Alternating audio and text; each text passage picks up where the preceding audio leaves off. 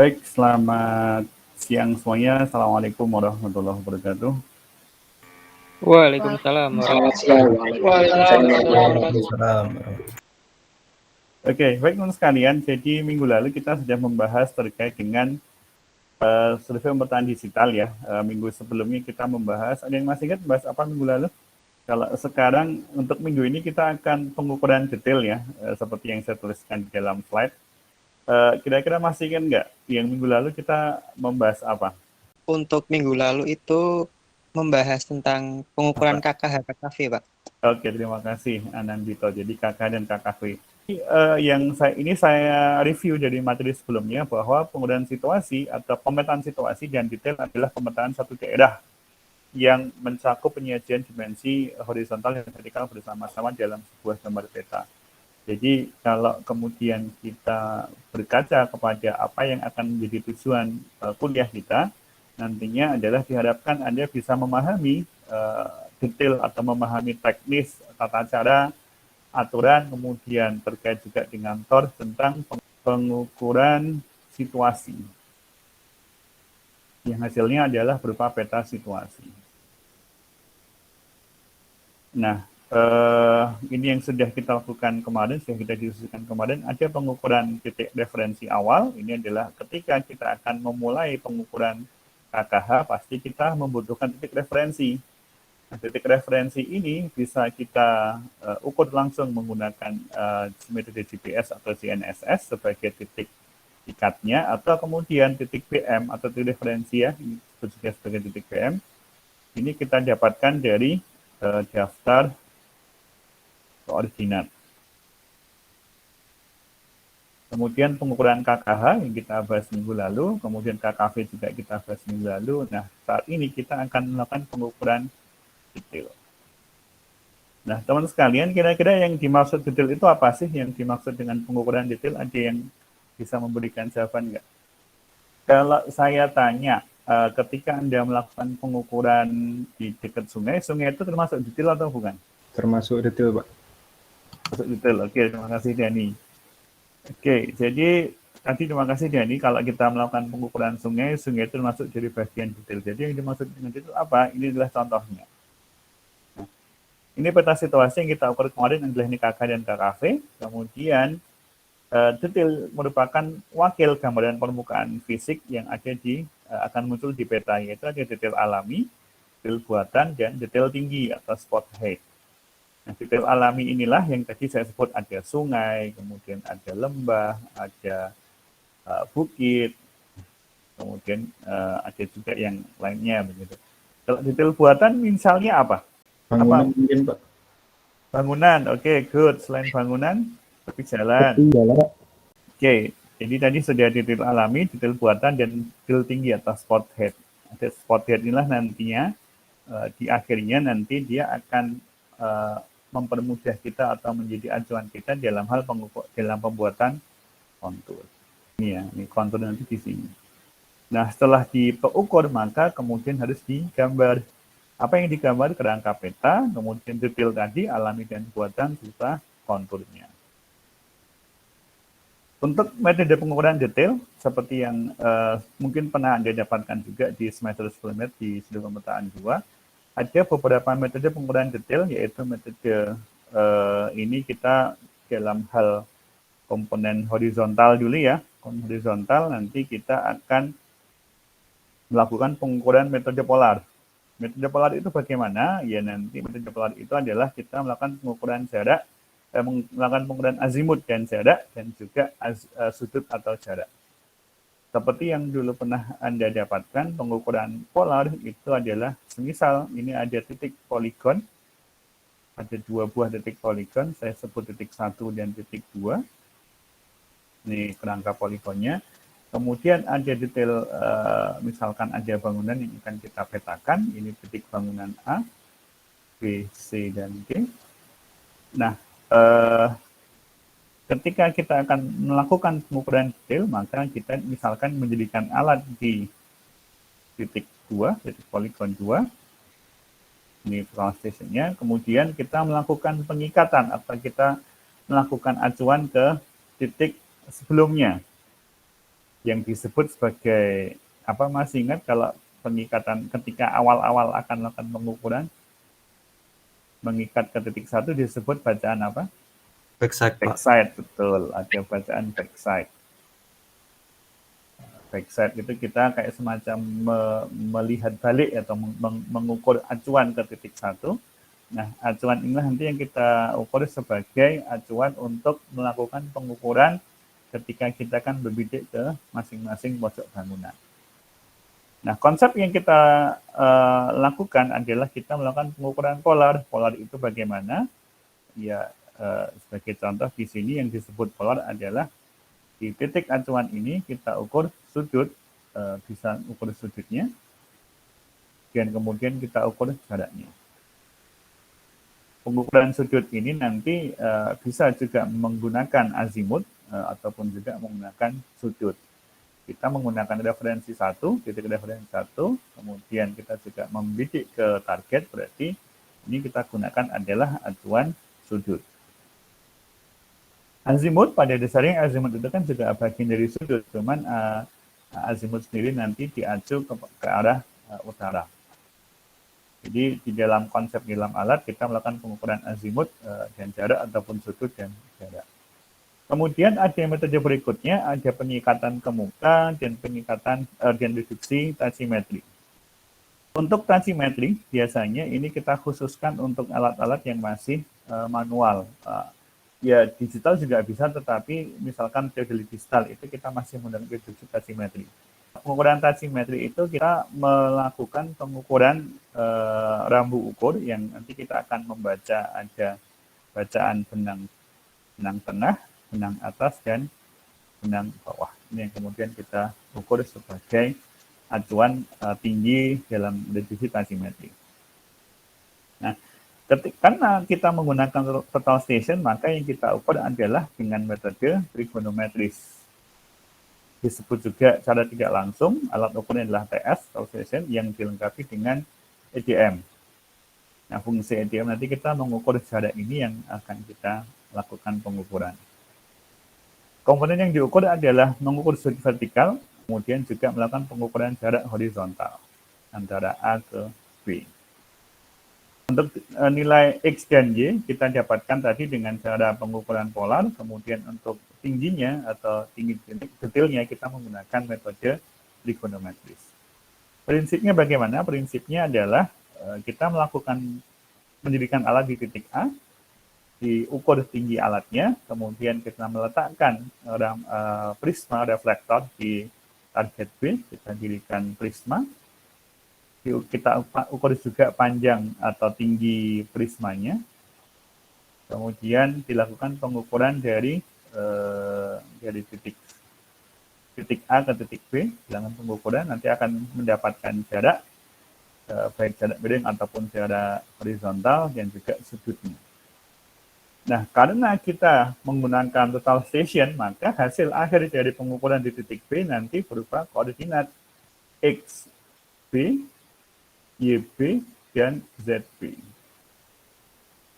Di dalam TS, meskipun kita menggunakan TS, ya nanti di dalam TS nanti akan langsung muncul satuan XB, YB, dan ZB.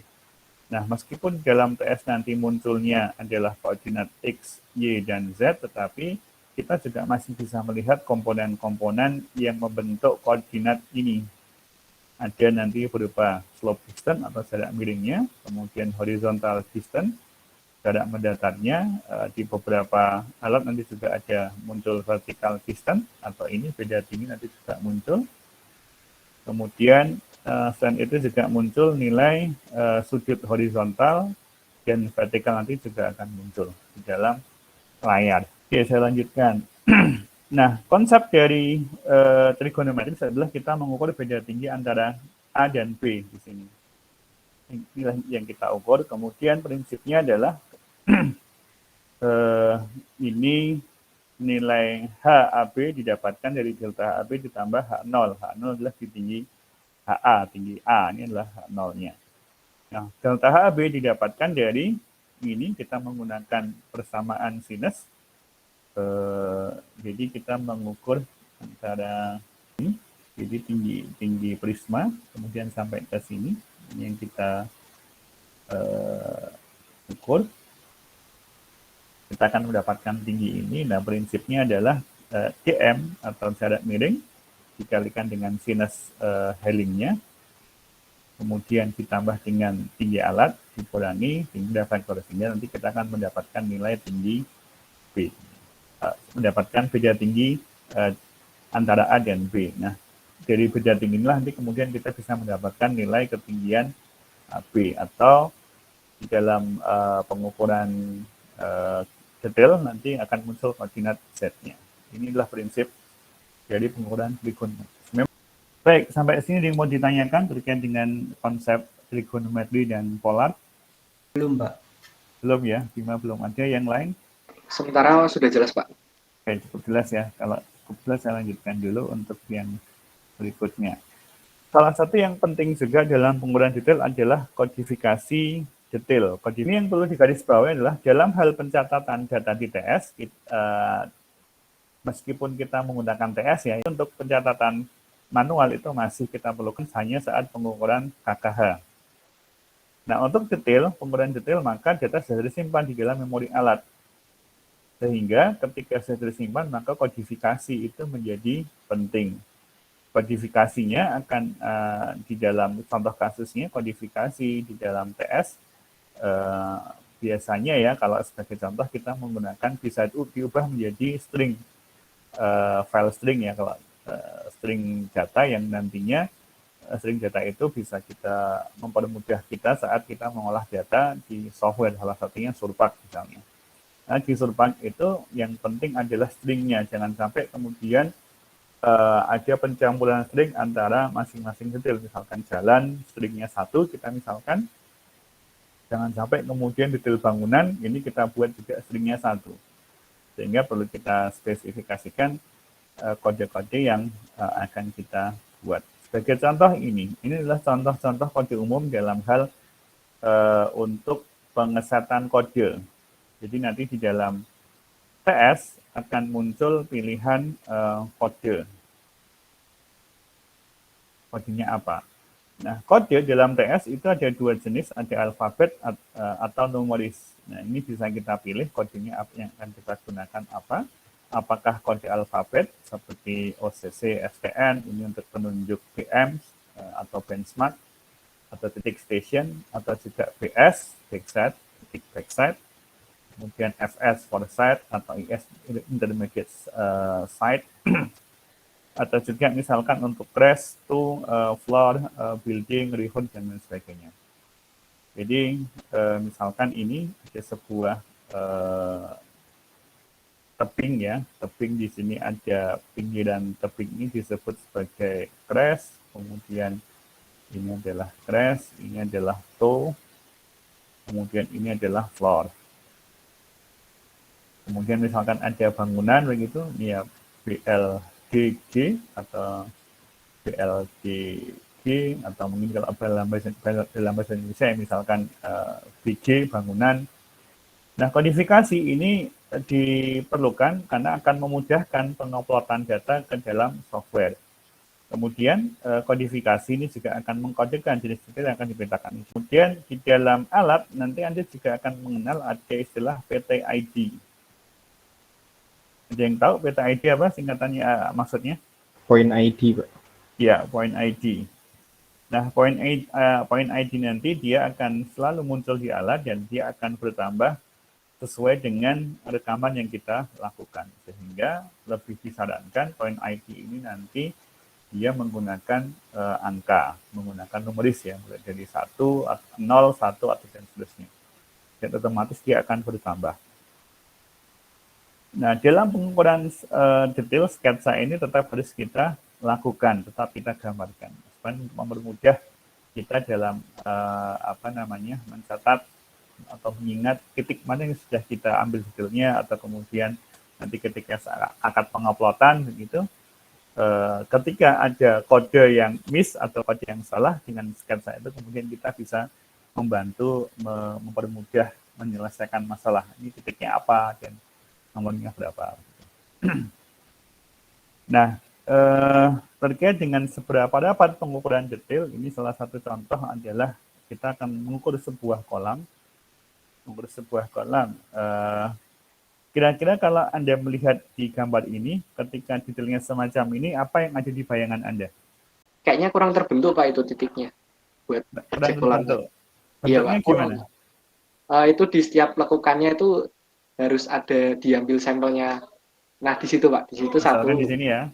Ya itu harus ada biar bisa Iya. ngebentuk. Oke. Kemudian di lekukan yang lain juga harus ada titikan lekukan seperti itu buat ambil Oke. detailnya. Good. Terima kasih Arsa Faiz ya. Ya betul ya Faiz ya. Jadi kalau kita mengambil detail semacam ini, nanti ketika akan kita gambarkan, karena kita menggambar menggunakan komputer ya. Secara umum kan komputer kan nanti dia akan menghubungkan antar titik begitu. 59 ke 60, 60 ke 61, 61 ke 62, 62 ke 63, dan seterusnya begitu. Nah, kalau kemudian kita melakukan pengukuran detailnya semacam ini sesuai dengan yang urutan di gambar, nah nantinya bentuk kolam yang akan kita gambar itu tidak menunjukkan bentuk aslinya. Nah, kemudian kita inisiatif gitu ya, kemudian membuat lengkungan sendiri di gambar begitu.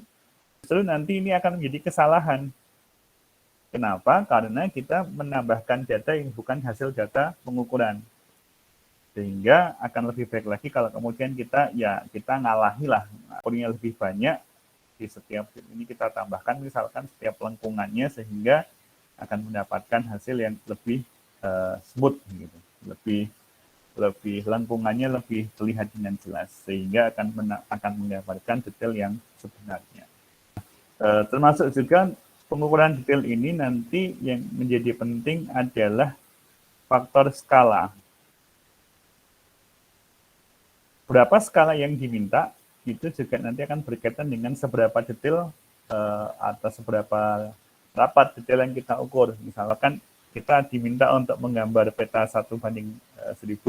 Nah, kalau ada taman ukuran 50 x 50 cm, apakah nanti Anda akan mengukur setiap pojok taman ini satu pengukuran, atau cukup diwakili satu pengukuran misalkan di tengah saja?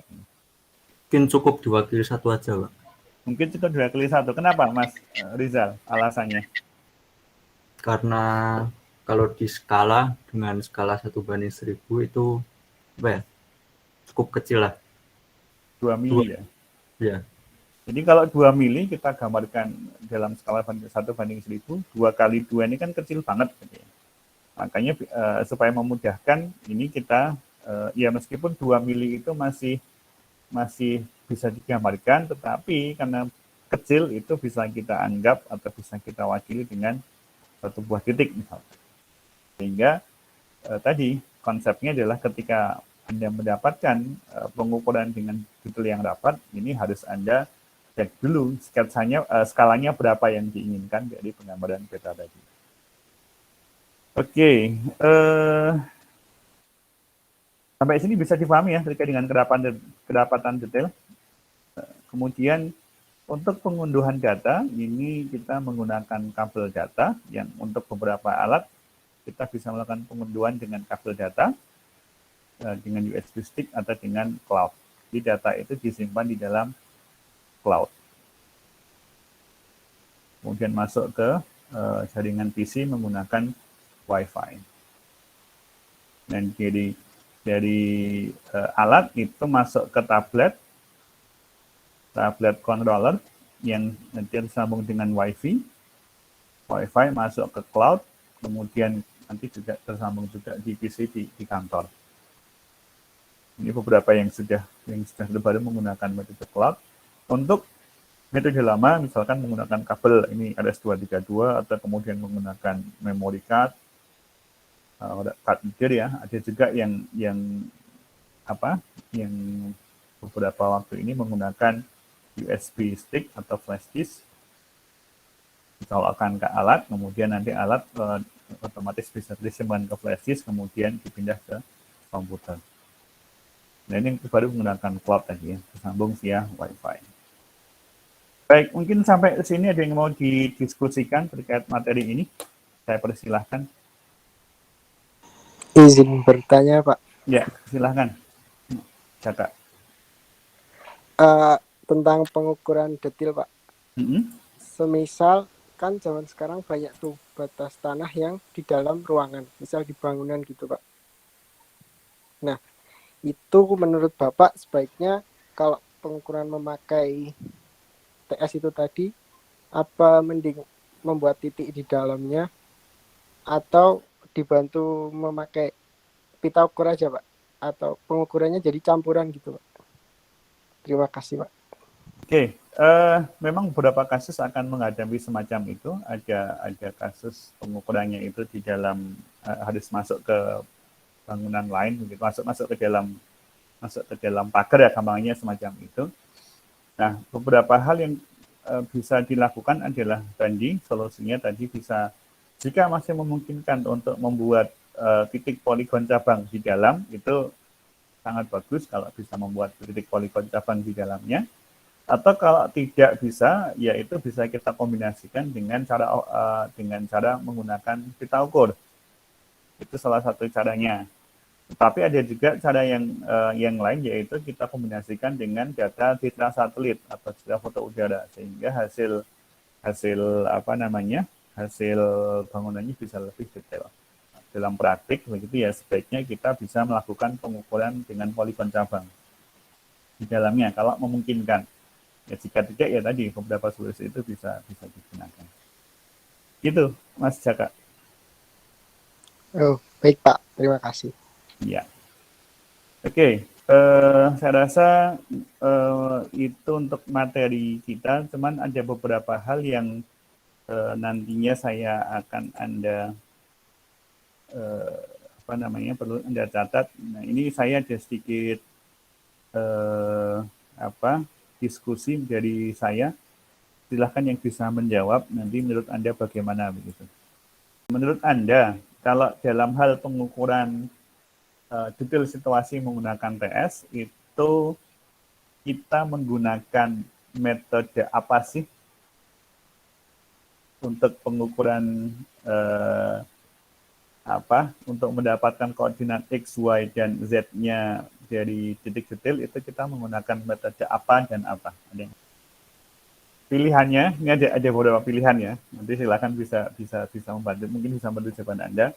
Apakah dengan metode polar dan tachymetry, ataukah metode tachymetry dan trigonometri, ataukah metode polar dan trigonometri, atau metode pengikatan ke muka dan polar.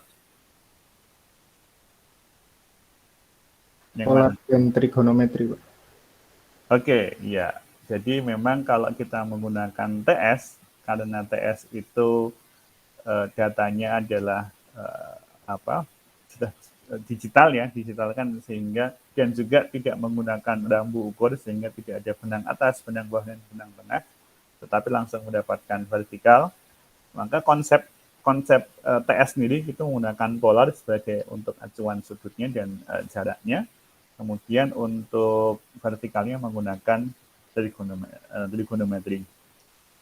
Oke, kemudian satu lagi ini yang perlu saya tanyakan. Kira-kira sketsa lapangan itu gunanya apa sih dalam hal pengukuran digital? Kan sudah digital semua.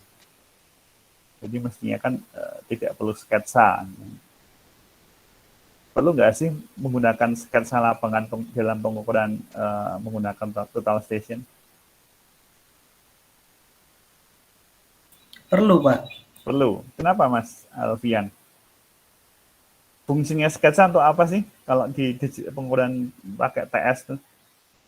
Misalnya ada titik detail tuh nanti ada yang kesalahan gitu bisa dilacak gitu, Pak. Oh, ternyata yang di lokasi ini gitu. Ya. Oke.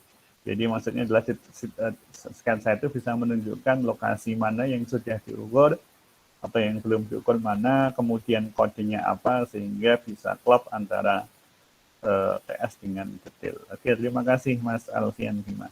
Baik teman-teman sekalian, mungkin itu dulu untuk pertemuan kita hari ini. Terima kasih atas interaksinya. Kita ketemu lagi minggu depan. Insya Allah kita akan membahas tentang uji peta. Ya, uji peta sebagai bagian dari survei pemetaan digital. Baik, itu saja yang dapat saya sampaikan untuk kesempatan hari ini. Terima kasih. Saya akhiri. Semoga tetap sehat selalu, jaga kesehatan. Saya akhiri. Assalamualaikum warahmatullahi wabarakatuh. Waalaikumsalam warahmatullahi Waalaikumsalam warahmatullahi wabarakatuh. Terima kasih Pak. Ya, sama-sama. Terima kasih Pak. Waalaikumsalam, terima kasih Pak.